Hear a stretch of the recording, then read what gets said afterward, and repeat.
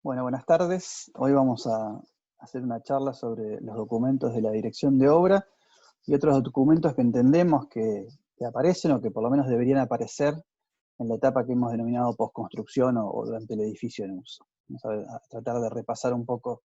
todos estos aspectos a lo largo de la charla del día de hoy. Habíamos dicho en alguna de las conversaciones anteriores que para la aplicación de buenas prácticas en la dirección de obras de arquitectura, nuestra principal fortaleza es el proyecto y nuestra principal herramienta es el pliego. Y que antes de incorporar todos estos temas y requisitos en las primeras instancias de vida del proyecto, podemos mejorar nuestras obras. Es decir, que de alguna manera nuestra gran herramienta va a ser ese pliego, que va a ser nuestra gran referencia para poder llevar adelante lo que es la tarea de dirección de obra a lo largo de todo ese proceso que va básicamente desde la firma del contrato y la suscripción de lo que es el acta de inicio de obra, hasta la recepción provisoria de la misma y eventualmente durante su periodo de garantía hasta la recepción definitiva de las obras.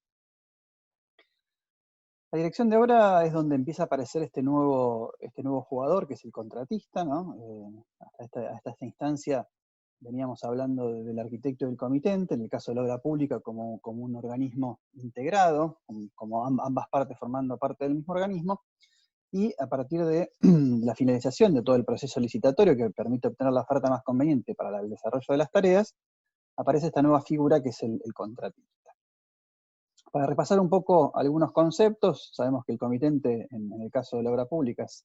el órgano de la administración pública, ya sea nacional, provincial o municipal, que encarga la ejecución de las obras, y a su vez es el licitante, es decir, el que lleva a cabo ese llamado a licitación. Hay una diferenciación porque eventualmente podría el comitente ser uno y el licitante otro, pero en general ambas figuras coinciden. Desde el punto de vista del contratista, podemos encontrar el contratista único o empresa constructora, que es la figura que básicamente se utiliza con más asiduidad en el marco de la obra pública, y eventualmente pueden aparecer subcontratistas o alguna variedad, existen algunos casos incluso dentro de la propia obra pública donde han habido ejecución de obras por contratos separados, porque por alguna razón,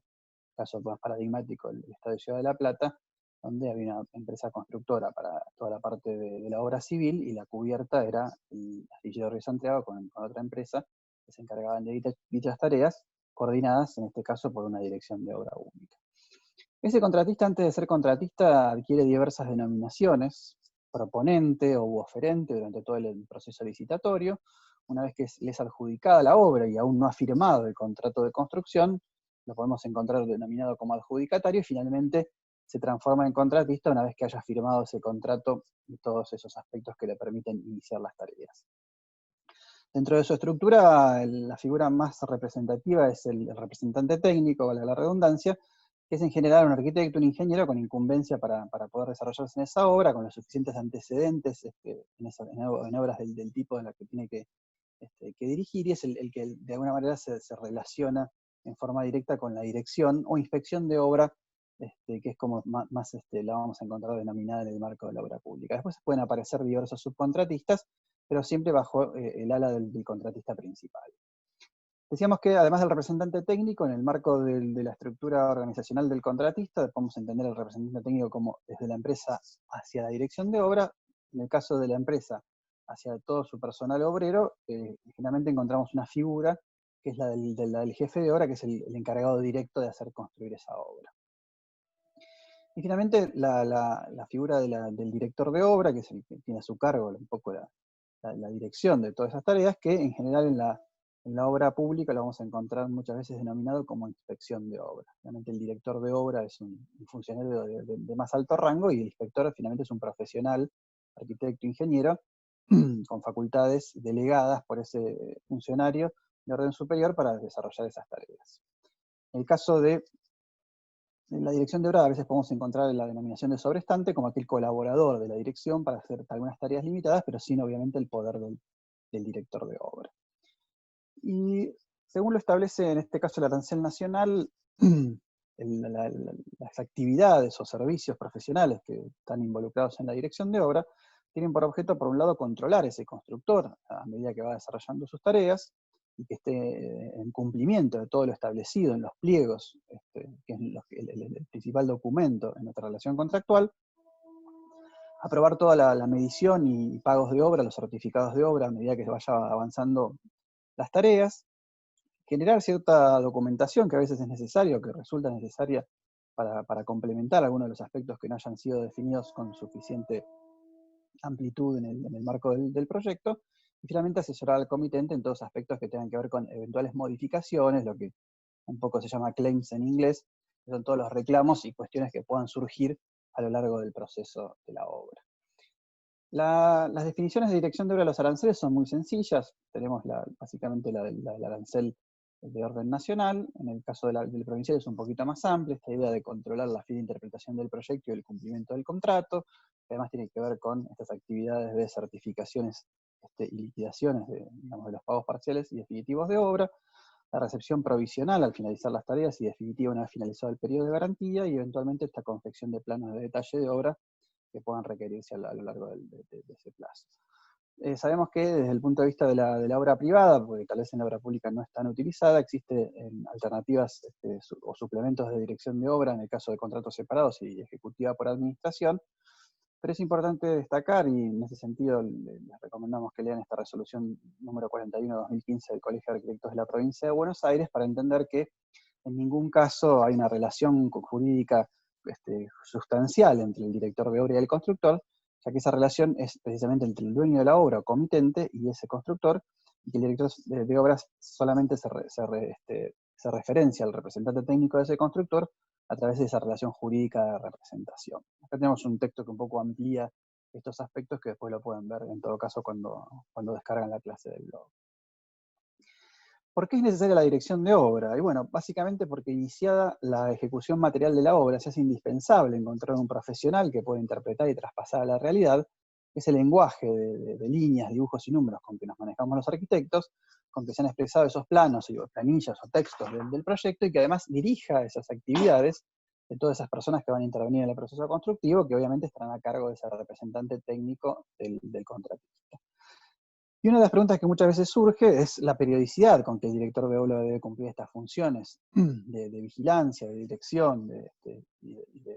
seguimiento de estas tareas, y básicamente esa periodicidad no está regulada por el contrato y debe ser decidida por el propio director de obra en uso de las facultades que le son propias. Esto es relativo porque existen diversos contratos, en el caso de que las direcciones de obra, incluso dentro de la obra pública, puedan ser subcontratadas a alguna consultora o empresa en particular, o profesional independiente,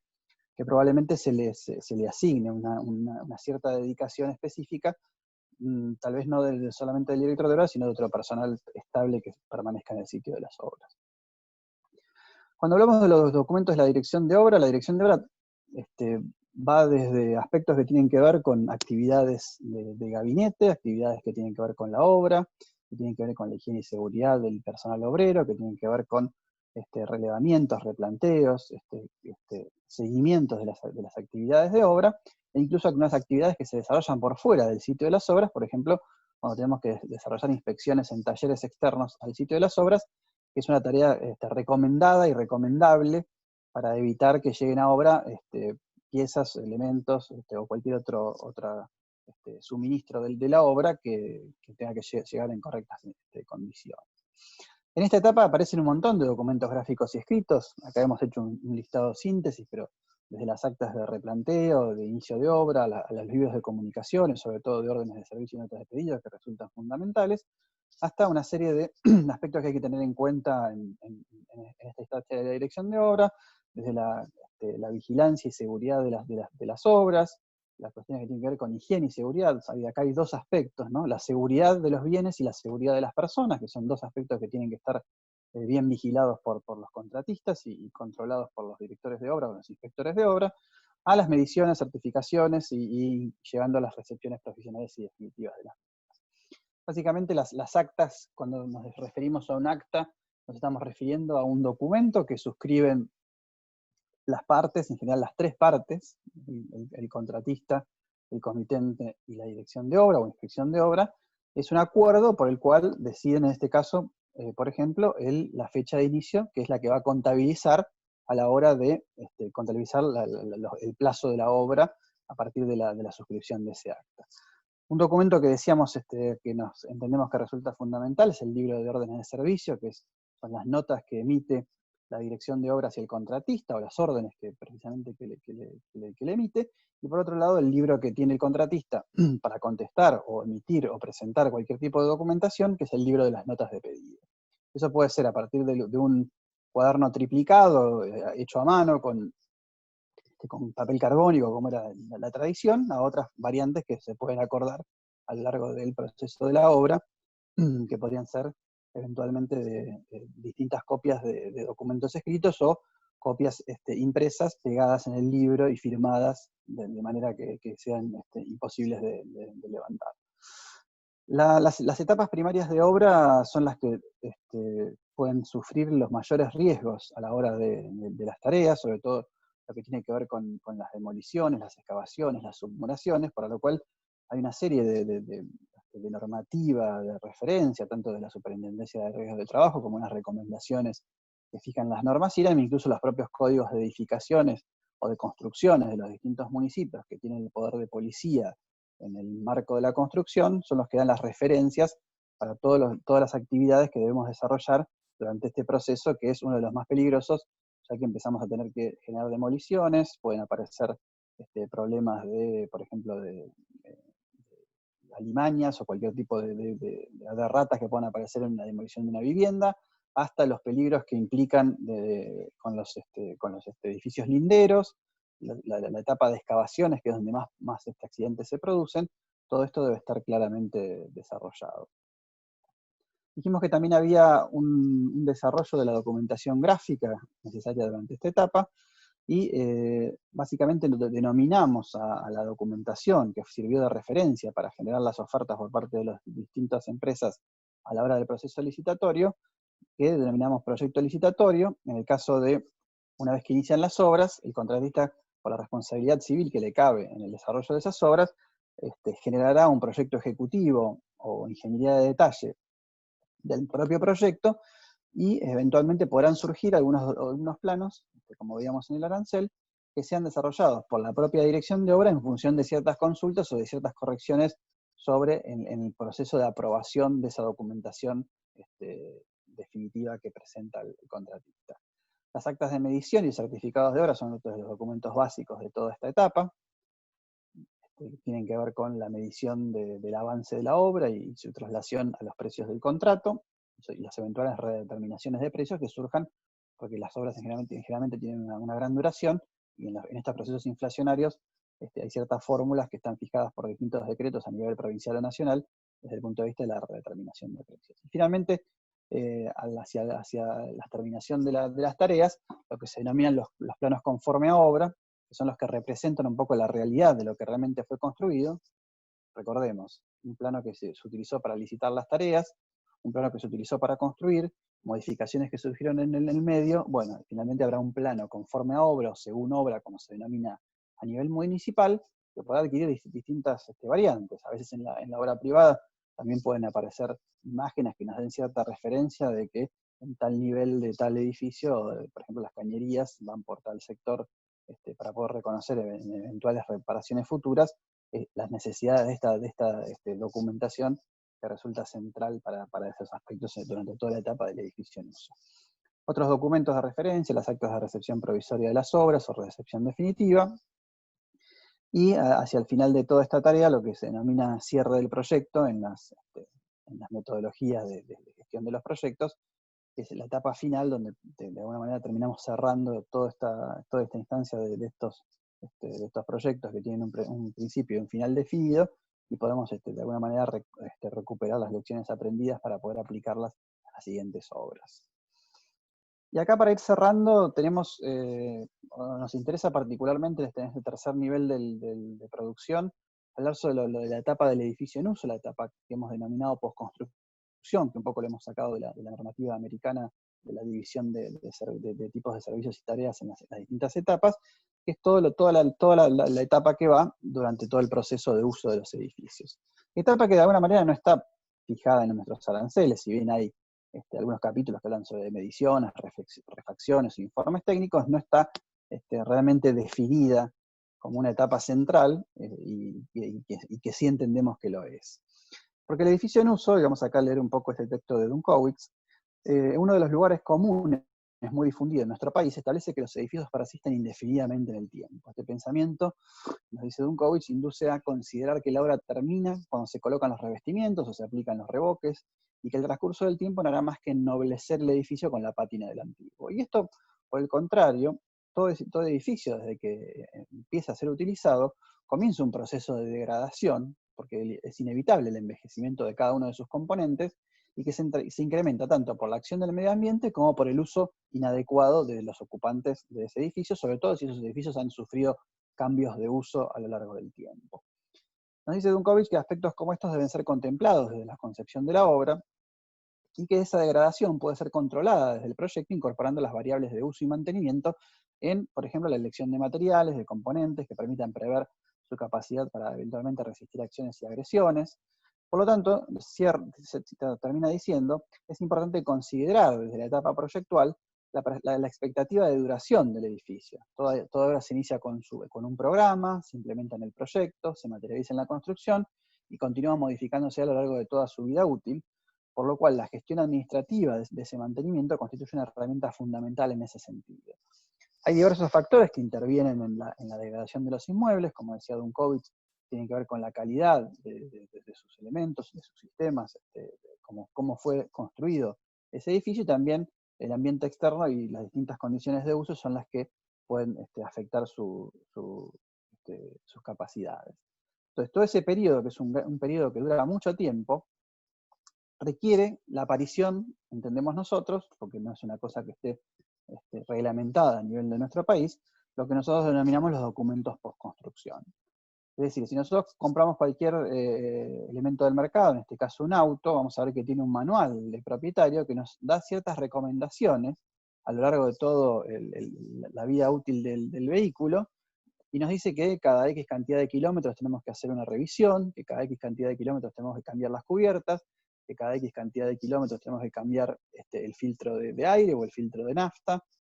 o generar un cambio de la correa de distribución. Y todo eso tiene que ver con que la mayoría de los componentes de ese vehículo no tienen la misma duración.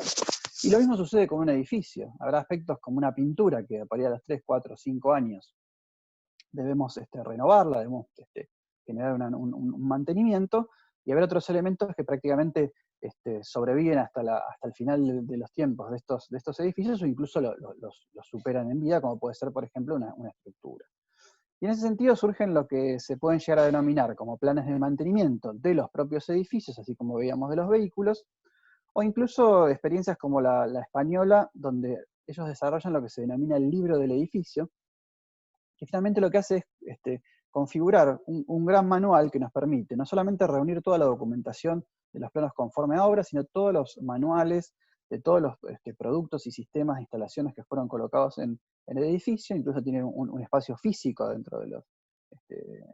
distintos edificios, y podemos ahí reunir todo ese proceso de mantenimiento que nos permita generar una sistematización de ese proceso de mantenimiento. Proceso de mantenimiento que a nivel de los inmuebles corporativos, ya desde hace muchos años, está reunido en esta especialidad que se denomina el Facility Management, o la gestión de los inmuebles corporativos.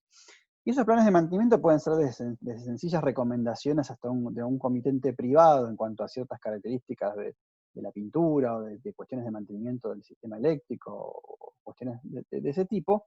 a otras experiencias como pueden ser manuales de uso y mantenimiento en el caso de viviendas públicas. Tenemos ejemplos como este de Chile, o incluso este que ha sido desarrollado por el Instituto de la Vivienda acá en la provincia de Buenos Aires, que da un montón de recomendaciones, no solamente de mantenimiento, sino incluso por ahí de ventilación, de horarios de ventilación, para poder garantizar ciertas condiciones de confort dentro de las viviendas, que resultan centrales. E incluso frente a ciertas contingencias, como puede ser un terremoto, tenemos ejemplos como también en Chile, para poder generar un seguimiento de los edificios que habían sido afectados por el gran terremoto, en este caso del 2010, para poder generar una evaluación y las posibilidades de generar resoluciones frente a esas afectaciones. Esto sobre todo de alguna manera nos mete en la cuestión de lo que significa el ciclo de vida, no solamente de los productos, sino en este caso de las construcciones, que es básicamente todo ese proceso que va desde el nacimiento, en el caso de la construcción, de la materia prima, que después va a convertirse en materiales, después que va a convertirse en un edificio, que ese edificio va a tener una larga vida útil, y finalmente al final de ese proceso se reutilizará, se reciclará o se demolerá, dependiendo de cómo haya sido diseñado y con qué características. Y ese periodo de uso, además, es el periodo de mayor duración de todo el proceso. Entonces, cualquier cosa, nosotros siempre decimos, cualquier cosa multiplicado por mucho es mucho. Entonces, cualquier cosa que nosotros multipliquemos por 50 años va a tener un gran impacto, en este caso, a nivel de, por ejemplo, el consumo de energía, emisiones de gases de efecto invernadero a la atmósfera, o generación de residuos o toxicidad a lo largo de ese proceso. Entonces, cualquier decisión que nosotros tomamos al principio de la vida útil de los edificios puede generar realmente un gran cambio a lo largo de todo ese proceso, y probablemente si generamos alguna mayor inversión al principio de la vida útil, podamos garantizar que esa curva de mantenimiento, los esfuerzos que haya que desarrollar a lo largo de la vida útil, o incluso las instancias de actualización tecnológica, de rehabilitación energética, podamos derivarlas más en el tiempo, e incluso que nuestros edificios puedan tener una mayor vida útil, de acuerdo a esas decisiones que hemos tomado al principio, y que de alguna manera se relacionan con el desarrollo sustentable y la sustentabilidad en la arquitectura, para poder generar un mayor ahorro energético, una menor utilización de los recursos, un menor uso del agua y un mayor confort para los habitantes. Muchas gracias.